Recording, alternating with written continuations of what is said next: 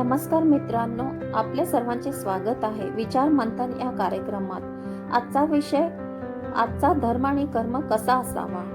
दरवर्षी महाराष्ट्रात आपण गणेशोत्सव मोठ्या दिमाखात आणि भव्य स्वरूपात साजरा करतो आणि हा सोहळा पूर्वीच्या काळापासून कसा प्रचलित झाला त्याच्याबद्दल जरा आपण माहिती करून घेऊया।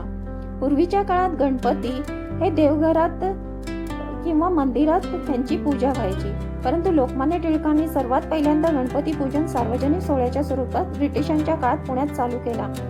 त्याच्या मागचा उद्देश हा लोकांना स्वातंत्र्य लढ्यासाठी जनजागृती करणं आणि इंग्रजांच्या विरोधात लढा देणं हाच होता आणि तसे करण्यात लोकमान्य टिळकांना बरेच यशही आले। तेव्हापासून आपण महाराष्ट्रात गणेशोत्सव सार्वजनिक पद्धतीने 10 दिवसासाठी साजरा करतो, पण कालांतराने या सोहळ्याचा स्वरूप भपकेबाजपणात, दिखाव्यात आणि धांगडधिंगा घालण्यात चाललेला आहे।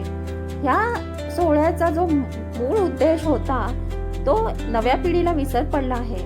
म्हणूनच आज मी तुम्हा सर्वांना विनंती करते की मूळ उद्देश त्यामागचा काय होता तो जाणून घ्या। फक्त ठिकठिकाणी भव्य मंडप उभा करून, दिखाव्यावर लाखो रुपये खर्च करून किंवा मोठ्या डीजे लावून तुम्ही बाप्पाला प्रसन्न करणार आहात का? हा प्रश्न स्वतःला विचारा। अशा गोष्टीने देव प्रसन्न होईल का? काळाच्या गरजानुसार आपण आपल्या प्रथा बदलल्या पाहिजेत। आजच्या घडीत प्रत्येक गल्लीबोळात मंडप मारून रस्ते खराब केले जातात, लाखो रुपये सर्वत्र अनावश्यक उडवले जातात। ठिकठिकाणी मंडपामुळे ट्रॅफिक जाम सारखे प्रॉब्लेम लोकांना सामोरे जावे लागतात। त्यातच जरा चुकून कोणाच्या आयुष्यात इमर्जन्सी लागली तर ॲम्ब्युलन्स वेळेवर येत नाहीत किंवा पोहोचत नाहीत। तसेच ठिकठिकाणी मोठ्या आवाजात डीजे लावून कानाला कंटाळे बसावे एवढा गोंधळ घातला जातो। हे सर्वत्र बघायला मिळते, अगदी लहान मंडळापासून ते मोठ्या प्रसिद्ध गणपती मंडळापर्यंत। हे सर्व गोष्टींनी खरंच बाप्पा प्रसन्न होत असतील तर मी बाप्पाला म्हणते, हे देवा, ह्या सर्वांना सद्बुद्धी दे। वेळ काळ परिस्थिती ओळखून प्रथा कशा जगाव्या आणि ह्याचं ज्ञान ह्यांना दे, जेणेकरून पैशाची उधळपट्टी थांबेल आणि तोच पैसा आपण चांगल्या कामात लावून जनहित साधू शकतो। ही आजच्या काळाची गरज आहे। आज आपल्या समाजात बेरोजगारी खूप वाढत आहे। या उत्सवाच्या देणग्या आपण समाजातल्या तरुण पिढीला नवीन उद्योगधंदे, नवीन स्किल्स डेव्हलप करण्यासाठी देऊन त्यांचे पुढचे आयुष्य मार्गी लावू शकतो। लोकमान्यांनी हा उत्सव इंग्रजरूपी राक्षसाला भारतातून घालवण्यासाठी चालू केला होता।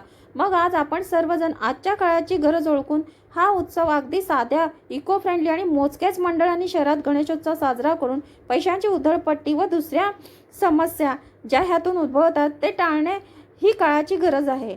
ही आजच्या काळाची खरी गणेश पूजा ठरेल। तरी सर्वांनी काळाची गरज ओळखून पद्धती बदलावे हीच विनंती। मी सर्व गणेश मंडळांना विनंती करते, कृपा करून तुम्ही या सर्व गोष्टींचा विचार करा।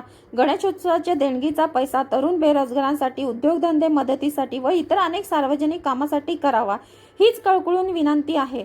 मग चला आपण अज्ञानरूपी राक्षसाला हरून ज्ञानरूपी दिवा लावू, ज्याच्या प्रकाशात समाजहित साध्य होईल। ही पूजा बाप्पांना मनापासून आवडेल। मग करूया का नव्या पद्धतीचा श्री गणेशोत्सवापासून।